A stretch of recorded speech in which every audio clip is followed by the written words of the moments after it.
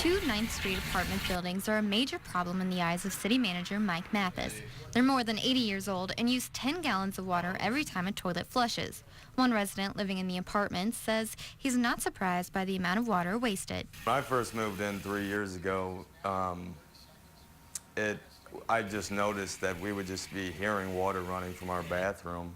And, I didn't really know what was going on until we looked under the lid and we saw that it was, it was just continuously running water. So. More than 3,000 residents moved downtown in the last 3 years. Mathis says that's unexpected for any city our size. That's unprecedented growth in our. That's a lot more electricity needed, a lot more sewage produced. So right now we're kind of maxed out in that regard.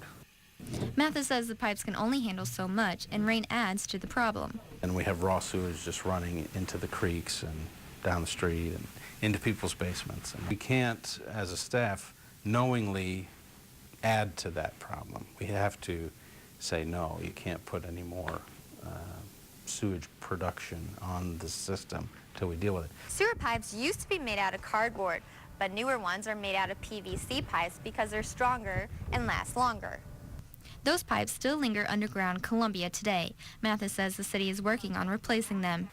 What's neat now, we have this concrete epoxy stuff that we can go in and spread in a pattern inside the pipe. First thing we do is cut out all the roots, clean, really flush it out, and then we put this new it's liner, we call it, but it's pretty phenomenal stuff.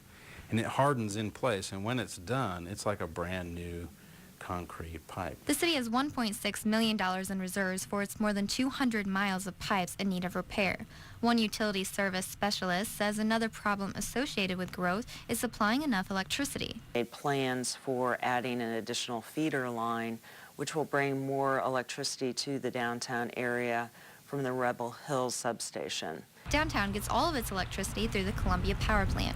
Kapakarwick says the plant doesn't supply enough electricity, so downtown will have to get power from somewhere else. One we'll be bringing in from Rebel Hill is going to be bringing in around 7 megawatts to the downtown area.